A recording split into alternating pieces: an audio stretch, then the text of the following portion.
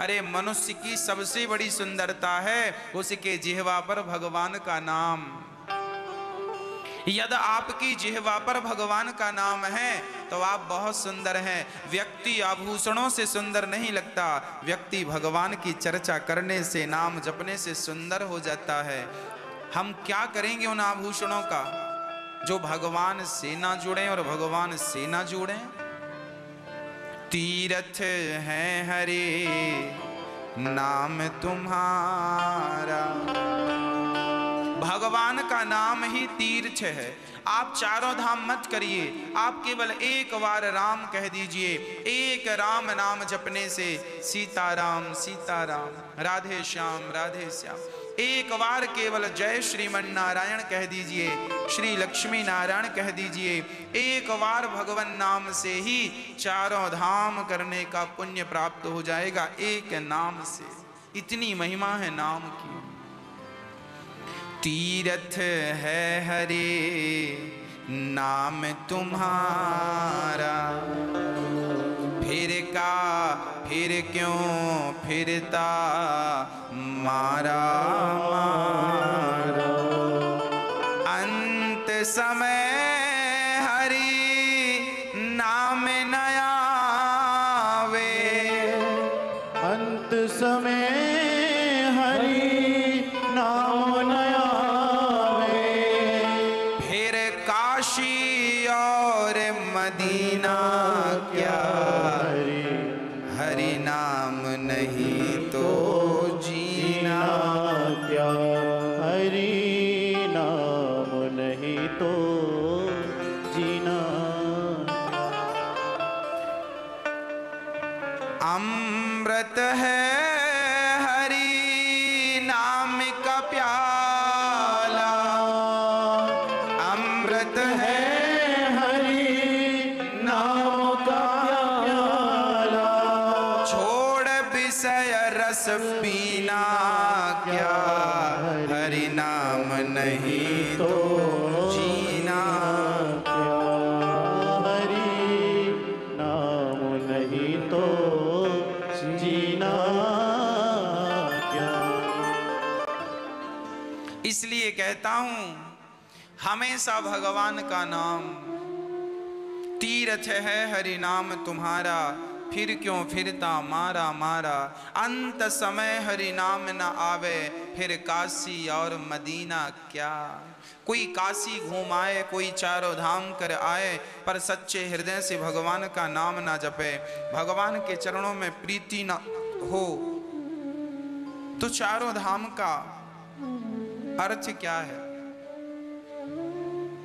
चारों धाम के मायने क्या हैं? इसलिए ईश्वर का नाम है सत्य, सच्चिदानंद रूपाय। ईश्वर सत्य है, ब्रह्म सत्यम जगन मिथ्या। वह परमात्मा ही सत्य है, इसलिए उसी को दिन रात हम याद करें। वही हम सबके रक्षक हैं, वही हम सबके दातार हैं। दाता एक राम, भिखारी सारी दुनिया। भगवान कैसे हैं? चित्त स्वरूप हैं। ईश्वर चित्त स्वरूप हैं, सबके भीतर बैठे हैं और सबका हिसाब किताब लेखा जोखा स्वयं रखते हैं। भगवान का नाम है आनंद। आपके जीवन में जो खुशियां हैं, जो आनंद है, वह ईश्वर ही है। आनंद के रूप में ईश्वर है और हम परमात्मा को यहाँ वहाँ सर्वत्र ढूंढते हैं। एक गुरु जी से चेले ने कहा, एक चेला था, अपने गुरु जी से बोला, गुरु जी मुझे भगवान से मिलना है, आप भगवान से मिलाओ ना। गुरुजी बोले, बेटा कल ठीक 10 बजे आ जाना सुबह, मैं तुम्हें भगवान के पास ले चलूँगा, चल के स्वयं देख लेना। ठीक है गुरुजी। चेला बड़ा प्रसन्न हुआ कि भगवान से मिलना है, इससे बड़ा सौभाग्य और क्या होगा। चेला गया, रात भर उसे नींद नहीं आई, करवट बदलता रहा। अब भगवान से मिलूंगा, भगवान से ये बात करूंगा, ऐसा कहूंगा, वैसा कहूंगा, भगवान से कहूंगा प्रभु आप तो हमें अपने साथ रख लो, अपनी सेवा में रख लो। वो पूरी रात वो सोचता रहा, गुरुजी हमें कल भगवान से मिलवाएंगे। सुबह 10 बजे गुरुजी ने बुलाया, वो 8 बजे ही आ गया। गुरुजी ने कहा बेटा आ गए? हाँ गुरुजी आ गया, आपने कहा था 10 बजे, मैं 8 बजे ही आ गया। आप बताओ भगवान के पास कब चलना है? गुरुजी बोले चलो तुम आ गए हो तो अभी से यात्रा चालू करते हैं। पास में एक झोला पड़ा था, उसमें गुरुजी ने कुछ सामान भर रखा था। गुरुजी ने कहा बेटा झोला उठाओ, कंधे पे रखो और चलो। वो चेला कंधे पे झोला उठाया, सामान का बोझा लेकर चला। बहुत प्रसन्न है, गुरुजी भगवान से मिलाएंगे, भगवान से मिलाएंगे। अब चलते चलते वो जो बोझा लिया था, उस गुरुजी के बैग में 10 से 15 किलो का वजन था। अब वो कभी इस कंधे पे रखे, कभी इस कंधे पे रखे, कभी सिर पे रखे, कभी हाथ से उठाए। चलता चलता थक गया। गुरुजी थोड़ा सा विश्राम कर लूं? क्यों बेटा? गुरुजी ये बहुत वजन है। गुरुजी ने कहा तुम्हारी मर्जी है तो तुम विश्राम कर लो। गुरुजी एक पेड़ की छांव में रुक गए, वो भी रुका और गुरुजी से पूछा गुरुजी ये बताइए भगवान से मिलने चल रहे हैं, अभी और कितने दूर चलना है? गुरुजी ने कहा बेटा ये जो पहाड़ दिख रहा है, ये पहाड़ पूरा पार करना है, इसके बाद भगवान का दर्शन होगा। वो व्यक्ति, वो चेला गुरुजी की तरफ देखा और बोला गुरुजी मैं चलने से इनकार नहीं करता, पर इतना बड़ा पहाड़, इतना बड़ा झोला लेकर चढ़ना कठिन हो जाएगा। गुरुजी आप बताइए इस झोले में क्या आपने भर रखा है? गुरुजी ने कहा बेटा कुछ चीजें काम की हैं और कुछ चीजें काम की नहीं। तो चेले ने कहा गुरुजी जो चीजें काम की हैं वो तो हम ले चलते हैं, पर जो चीजें काम की नहीं हैं उनको ले चलने से क्या फायदा? तो गुरुजी ने कहा फिर जो चीजें काम की नहीं हैं वो तुम फेंक दो। उसने झोला खोला तो लकड़ी, कंडे, ओपले भर रखे थे गुरुजी ने। कुछ पत्थर थे और कुछ चादर थी, दरी थी बिछाने और ओढ़ने का।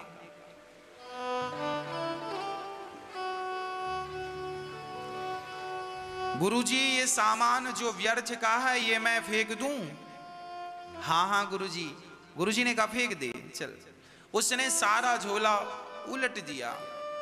रहे दरी और चादर, उनमें वजन कितना? थोड़ा सा। कंधे पे उठाया और झोला का पूरा सामान फेंक कर अंगड़ाई लेता हुआ बोला गुरुजी आनंद आ गया। गुरुजी बोले बेटा चल वापिस। अरे आप तो बोल रहे थे पहाड़ के उस पार मिलेंगे और आपने तो अभी दिखाया नहीं भगवान को और कह दिया वापिस चलो। क्यों गुरुजी? गुरुदेव ने कहा बेटा अभी अभी तूने अंगड़ाई लेते हुए क्या बोला? मैंने बोला गुरुजी आनंद आ गया। तो गुरुजी ने कहा बेटा उस ईश्वर का नाम आनंद ही तो है। नंद के आनंद भयो हम गाते तो हैं, कहते तो हैं। जो नंद का छोरा है उसका नाम है आनंद। जो दशरथ जी के बेटे हैं राम, उनका नाम है आनंद। ये जो तुझे आनंद आया है, ये जो आनंद की अनुभूति हुई है, ये जो अनुभूति है ना यही ईश्वर है। ये जो सुख की, आनंद की जो अनुभूति होती है वो ईश्वर की अनुभूति है। ईश्वर इतना ही आनंददायक है, इतना ही आनंददायक। गुरु जी ने कहा बेटा तू झोला उठाकर चल रहा था, जब तक तेरे कंधे पे, तेरे सिर पे झोला था, वजन था, तब तक तुझे आनंद की प्राप्ति नहीं हुई। और जिस समय तूने अपना झोला फेंका उसी समय तुझे आनंद की प्राप्ति हो गई। कहने का अर्थ ये है, ये संसार के लोग जबरदस्ती, और उस झोले में कुछ सामान काम का था और कुछ सामान काम का नहीं था। इसका अर्थ यह है कि आप अपनी जिंदगी का बोझा लिए घूम रहे हैं। आज जिंदगी लोगों की भार बन गई है, बोझ बन गई है। क्यों बोझ बन गई? क्योंकि जो सामान मतलब का नहीं है वो भी आप लिए घूम रहे हैं। अच्छा बताइए, आपको क्रोध की क्या जरूरत है? आपको क्रोध की क्या जरूरत है? फिर भी आप क्रोध का वजन लिए घूम रहे हैं कि नहीं? आपको अहंकार की क्या जरूरत है? फिर भी आप अहंकार का वजन लिए घूम रहे हैं कि नहीं? व्यर्थ की चीजों से आपने झोला भरा है, इसलिए तो वजनदार लगता है। इसलिए कहता हूं, आप अपने जीवन में जो ये बोझा लिए घूम रहे हैं, ये बोझा पटक दीजिए।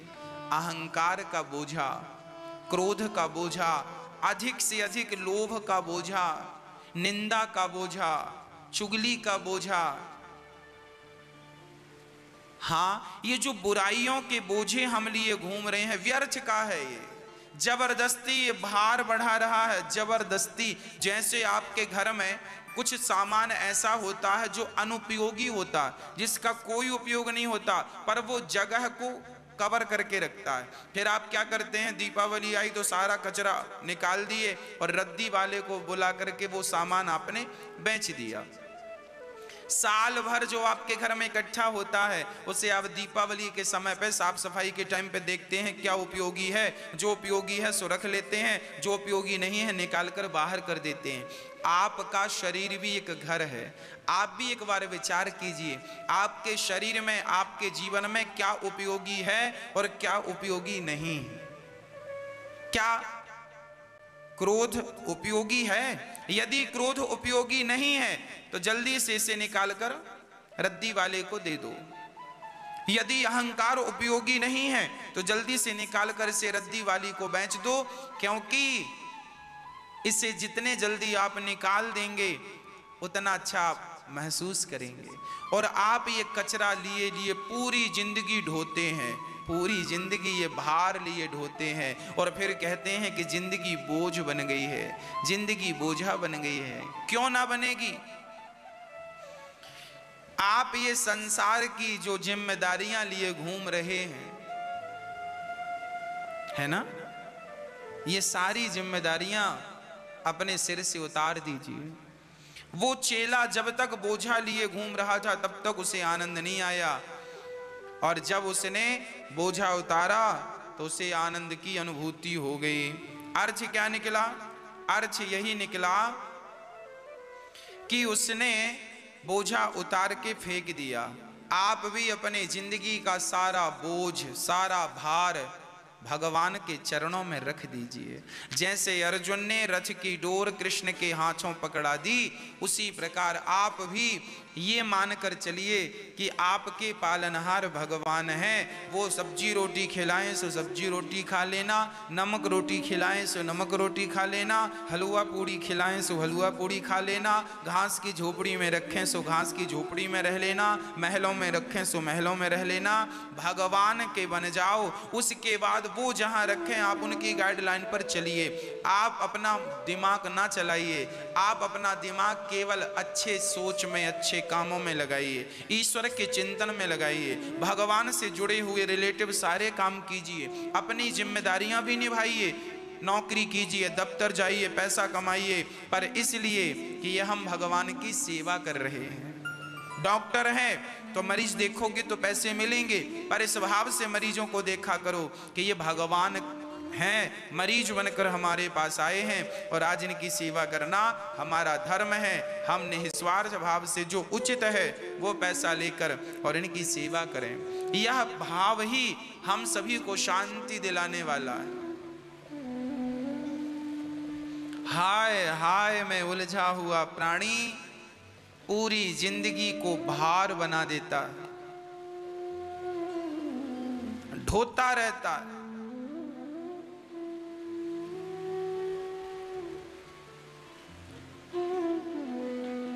इस भार को वो कब उतारेगा पता नहीं। एक छोटी सी कथा हमें याद आ गई। इस कथा को लिखने वाले हैं मुंशी प्रेमचंद्र। मुंशी प्रेमचंद्र जी की ये सुंदर सी कथा मुझे याद आ गई, जो इस विषय में बिल्कुल सटीक बैठती है। आपको एक छोटी सी कथा से आपको मुंशी प्रेमचंद्र की याद दिलाता हूँ और उनके भाव आपके समक्ष रखने की कोशिश करता हूँ। प्रिय भक्तों, एक डॉक्टर थे, नाम था मिस्टर चड्डा। लगभग 50 वर्ष की उम्र थी। मिस्टर चड्डा बहुत सुंदर थे। चूंकि डॉक्टर थे, जिंदगी कैसे जीनी है, क्या खाना है क्या नहीं खाना, अपने आप को फिट रखते थे, सुंदर थे, मेंटेन रखते थे अपने आप को। उनका एक बेटा भी था, नाम था देवांश चड्डा। बड़े सुंदर ढंग से अपना जीवन यापन करते थे। मिस्टर चड्डा की अपनी स्वयं की क्लिनिक थी। मरीज आते थे और वो उनका इलाज करते थे। जाने माने डॉक्टर थे, अच्छी कोटि के डॉक्टर थे। पेशेंट को देख लेते थे तो उसका उपचार करके ही छोड़ते थे और मरते हुए पेशेंट को भी, मरीज को भी वो बचा लेते थे। इतनी बढ़िया दवाई थी, इतना बढ़िया उनका व्यवहार था।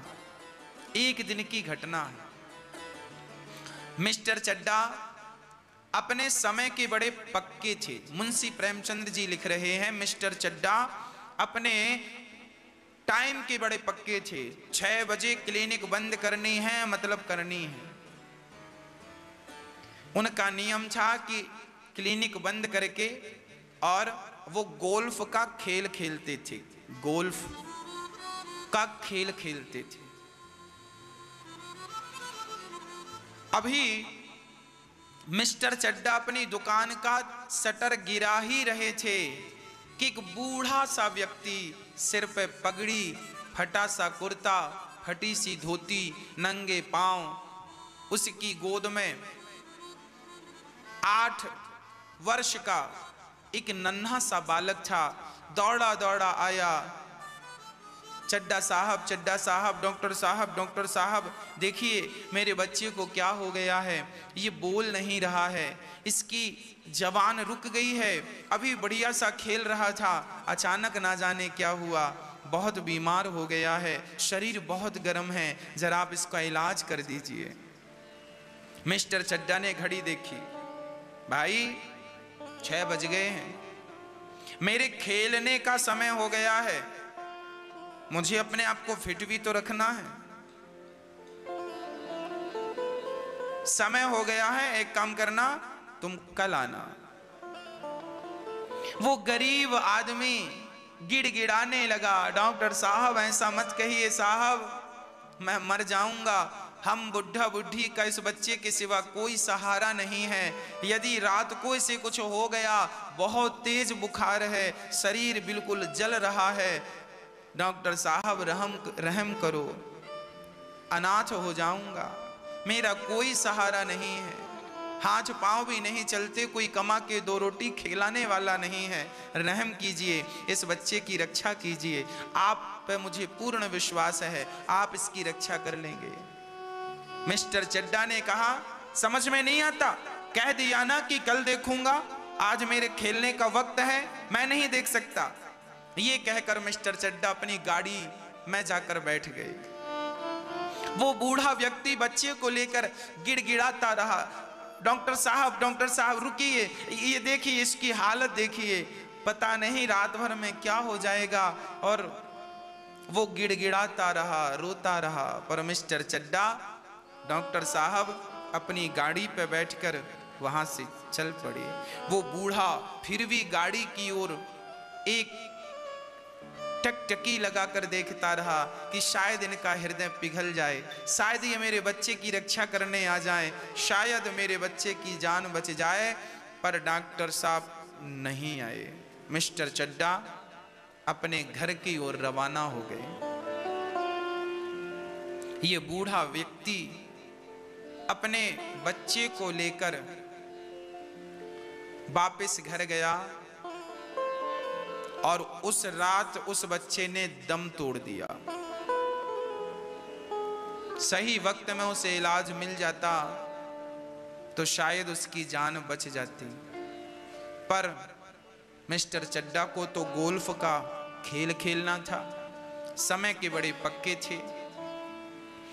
उन्होंने कह दिया था कल आना, पर शायद वो छोटा सा बच्चा कल देख ना पाया। उसके जीवन का, उस बुढ़ा और बुढ़ी के जीवन का वो चिराग सदा सदा के लिए बुझ गया। समय गुजरा, मिस्टर चड्डा का बेटा था, आज उसकी 20 वर्ष पूरे हो गए थे और आज उसके 20 वर्ष जीवन के हो गए। 20वां जन्मोत्सव चल रहा था। मिस्टर चड्डा ने बड़ी सी पार्टी दी। डॉक्टर साहब हैं, पैसे वाले हैं, बड़े लोग हैं और अमीर लोगों के ख्याल अलग हैं। बड़ी पार्टी दी। मुंशी प्रेमचंद्र बढ़िया लिख रहे हैं कि मिस्टर चड्डा ने बड़ी सुंदर पार्टी दी। सब अमीरों को बुलाया, आज मेरे बेटे का जन्मदिन है, आओ। बड़ी बड़ी पार्टियां, बड़े सुंदर तरीके से लोगों को बुलाया, स्वागत किया। सबके स्वागत में मिस्टर चड्डा और उनका बेटा दोनों ही खड़े रहे और दोनों ने हाथ जोड़कर सबका स्वागत किया। आइए आइए। मिस्टर चड्डा का जो बेटा देवांश चड्डा था, उसे सांप पालने का बड़ा शौक था। जहरीले जहरीले नांगों को वो अपने वश में कर लेता था और जड़ी बूटी कहीं मिल जाए सो चाहे 2000 की हो चाहे 10,000 की लाता था और सांपों को पालने का बड़ा शौक था। मेहमानों का तांता लगा हुआ था। मेहमान आ रहे थे, कोई कुछ खा रहा है, कोई कुछ खा रहा है, कोई तारीफ कर रहा है। मिस्टर चड्डा आपने बहुत सुंदर मैनेजमेंट किया, वाह कितना सुंदर वातावरण है। तभी देवांश के दोस्त आए और उन्होंने कहा, देवांश आज हम तुम्हारे सर्पों को देखना, नागों को देखना चाहते हैं। उसने कहा रात्रि का वक्त है, सांप अभी अंदर हैं और अभी दिखाना ठीक नहीं, अभी हम नहीं दिखा सकते आपको। तो एक दूसरे मित्र ने ताना मारते हुए कहा, हाँ हाँ हमें लगता है तुम सांपों को पालते जरूर होगे पर उनके जहर के दांत तोड़ देते होगे। देवांश को यह बात बड़ी बुरी लगी। उन्होंने कहा ना, हम दांत नहीं तोड़ते, हम तो साबुत जैसे सर्प हैं प्रकृति में वैसे के वैसे पालते हैं। तो दूसरे ने कहा हम बिना देखे कैसे मान लें, अब तो बात शान की आ गई, नहीं दिखाते तो मित्रों को यह लगेगा कि दांत तोड़ के सांप पालता है। उसका पारा चढ़ गया, चलो हम तुम्हें दिखाते हैं। रात्रि का वक्त था, एक काले से नाग को उसने पकड़ा। अच्छा, नागों का स्वभाव होता है कि यदि नागों को यह पता चल जाए कि हमें इस व्यक्ति से खतरा नहीं है तो उस व्यक्ति को कभी हानि नहीं पहुंचाता। सर्प डंक तब मारता है, काटता तब है जब उसे यह लगता है कि इस व्यक्ति से हमें खतरा है। पर उस एक काले से नाग को पकड़ा और उसका मुंह बहुत तेज दबाया, कस के दबाकर उसका मुंह खोला और अपने मित्रों को दिखाया, देखो इसके दांत है ना, जहरीले दांत।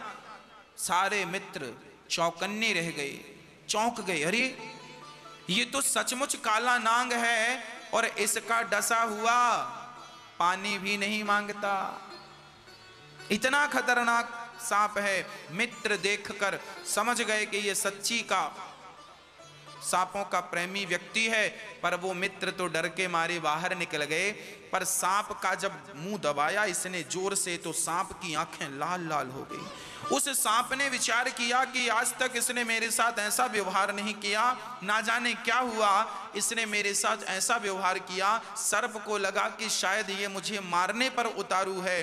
तो देवांश ने जैसे ही सांप का मुंह पकड़ करके दिखाया मित्रों को और उसके बाद धीरे धीरे पकड़ कमजोर कम करके और नीचे रखा, उसी प्रकार सांप ने संभल करके जो उसकी उंगली में डंक मारा।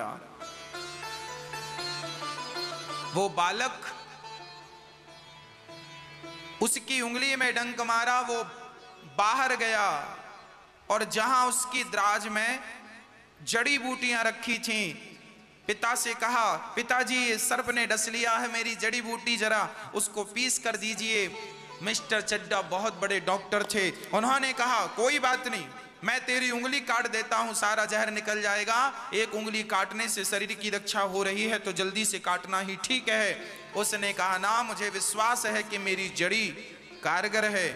वो ये कह ही रहा था कि वो बालक जमीन पर गिर गया, नाग ने ही तो डसा है। चारों तरफ हल्ला हो गया, मिस्टर चड्डा के पुत्र को सर्प ने डस लिया, मिस्टर चड्डा के पुत्र को सर्प ने डस लिया। सारे नगर में हल्ला हो गया, सारे मेहमान देखने आने लगे और जड़ी रखी गई, पर जड़ी असर ना कर पाई।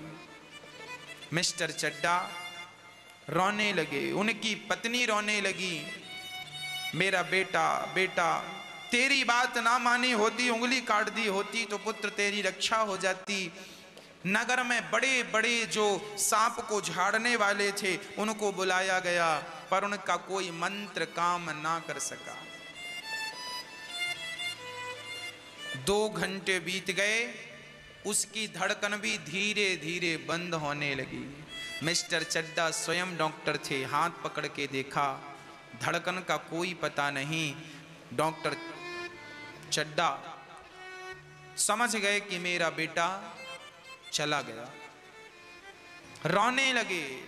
सारे शहर में खबर फैल गई, मिस्टर चड्डा के बेटे को सर्प ने डसा, और कोई यदि सांप का मंत्र जानता हो और झाड़ेगा 100 से 10,000 रुपए इनाम दिए जाएंगे। गांव गांव में खबर फैल गई, देर नहीं लगी।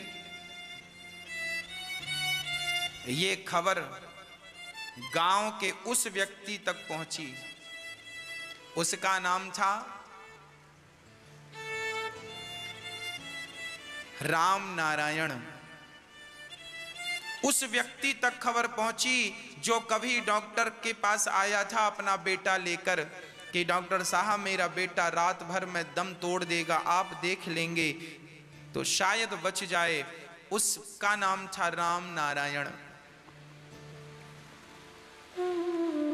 वो व्यक्ति बहुत बड़ा सफेरा था और सांपों का मंत्र तो जानता ही था। कितना भी खतरनाक सांप क्यों न डस दे, पर राम नारायण झाड़ देता था। शरीर बूढ़ा था, बेटा भी अब था नहीं, दोनों बुढ़ा बुढ़ी थे। रात बीत चुकी थी, तभी किसी ने दरवाजा खटखटाया। राम नारायण ने दरवाजा खोला। कौन हो भाई? अरे राम नारायण जी, आपको पता चला मिस्टर चड्डा के बेटे को सांप ने डस लिया है, यदि बचा सकते हो तो बचा लो, 10,000 मिलेगा। राम नारायण ने पूछा, वही चड्डा डॉक्टर? हाँ हाँ वही। राम नारायण बोले, मरे उसका बेटा, मैं काहे जाऊं? मेरा बेटा तड़प रहा था, मैं चिल्ला रहा था, हुजूर बचाइए मेरे बेटे को, बचाइए, उनको खेल खेलना था, मेरे बेटे की रक्षा उन्होंने नहीं की, अब मैं क्यों जाऊं उनके बेटे की रक्षा करने? मैं नहीं जाता। किवाड़ बंद कर लिया। तभी उनकी बूढ़ी सी पत्नी बोली, अजी क्या हुआ, क्यों बड़बड़ा रहे हो? अरे भाग्यवान, तुम्हें क्या बताऊं, जब खुद पे मुसीबत आती है ना तब पता चलता है कि मुसीबत क्या होती है। दूसरों की मुसीबत तो कोई जान छोड़ी पड़ती है। बड़े लोगों के बड़े ख्याल हैं, इंसान कीड़े मकोड़ों की तरह मरता रहता है, ये अपने खेल को नहीं छोड़ते। मैं नहीं जाने वाला। पत्नी बोली, कहाँ नहीं जाओगे, ये तो बताओ बात क्या है? बुढ़िया ने पूछा तो राम नारायण ने कहा, वो मिस्टर चड्डा है ना? हाँ हाँ, मैं बेटे को लेकर गया था, डॉक्टर साहब देख लो देख लो, नहीं देखा उन्होंने, अब तो मेरा बेटा चला ही गया। तो पत्नी ने कहा, उनके बेटे को क्या हुआ? बोले, उनके बेटे को सांप ने डस लिया है। और ये बहुत बड़े झाड़ने वाले थे। ये चाहते तो जान बच सकती थी।